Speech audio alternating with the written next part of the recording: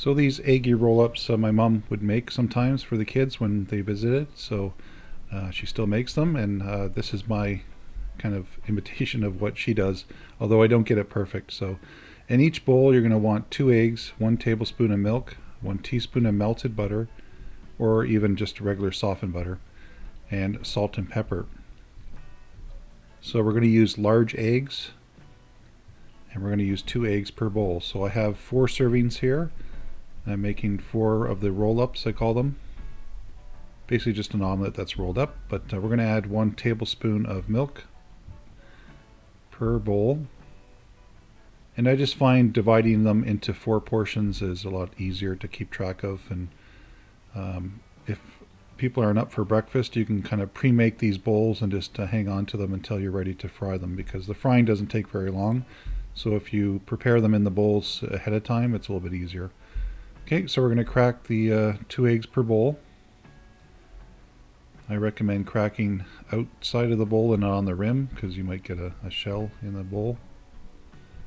But of course I make a little bit of a mess on the counter too.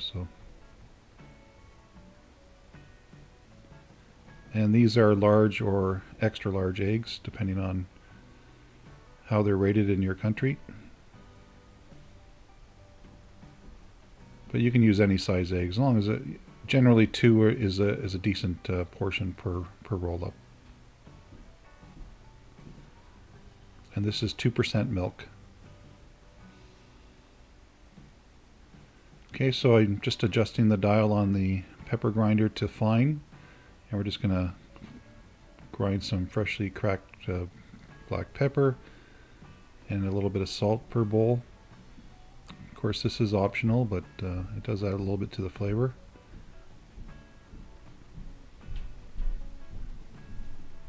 And then you kind of want to break the yolks first with a small whisk.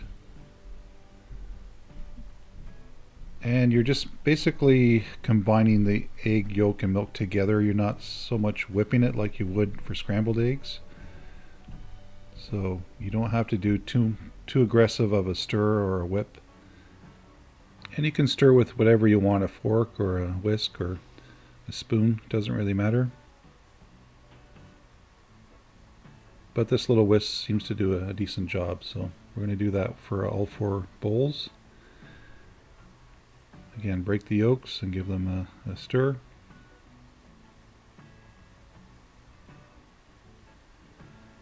And you can omit the salt and pepper, or either one, if you're on a lower salt diet, or you just want to add it later on. But generally I mix everything together, and so everything's prepped in a bowl before I do the frying.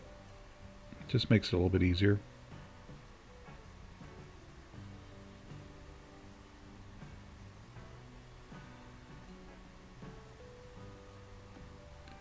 That's what you should end up with. Kind of looks like eggnog.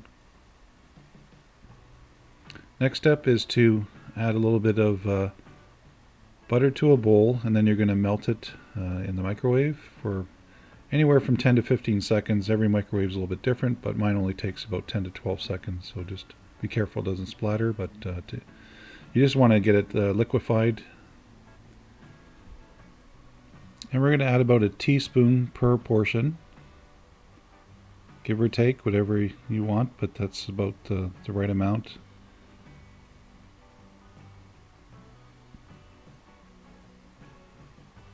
And whether you use margarine or butter, that's up to you, or salted or unsalted. This happens to be salted butter.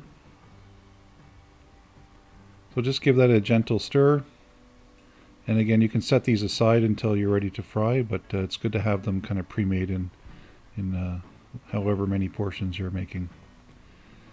Okay, so we take a little bit of butter or oil, and you just want to coat the bottom of the pan. It helps to have a non-stick pan or something similar.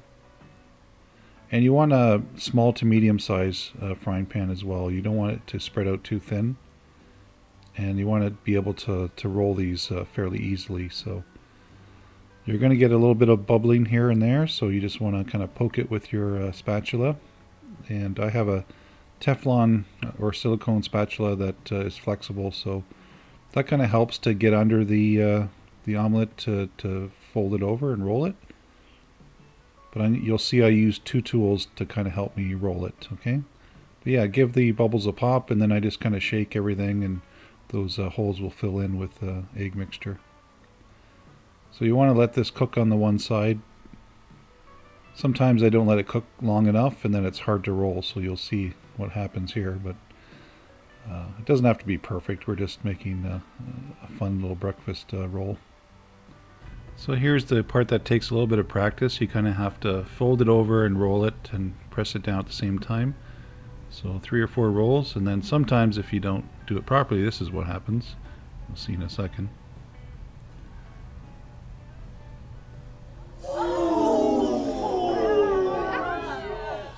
So yeah, it's not perfect. I mean, if you let it cook a little longer, it gets a little stiffer. So, but generally that's the look you're going for, just a little roll.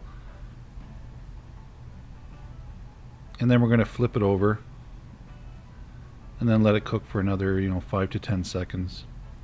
You just want to make sure all the raw egg inside is cooked through without burning it. So the heat is roughly medium to medium high. So yeah, we're going to just show you another attempt here.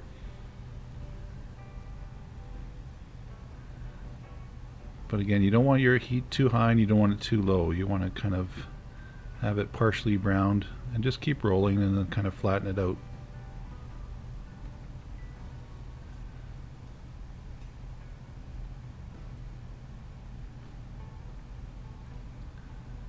And of course, mums are always turn out perfect, but trial and error. I don't make these all the time, but I try. I think they turned out okay. I got the thumbs up from the family. So here I'm adding some dried chives on top, so it's a nice slight onion leaf flavor. And serve with whatever you want. Some, bacon on the side, but these are a nice change from the typical scrambled eggs or sunny side up or over easy. I encourage you to give them a try. Not very hard to make, and they're good because you can kind of portion out everything before you fry them, and it doesn't take very long. So as always, thanks for watching. Please consider subscribing if you haven't already. Stay tuned for more videos, and bye for now.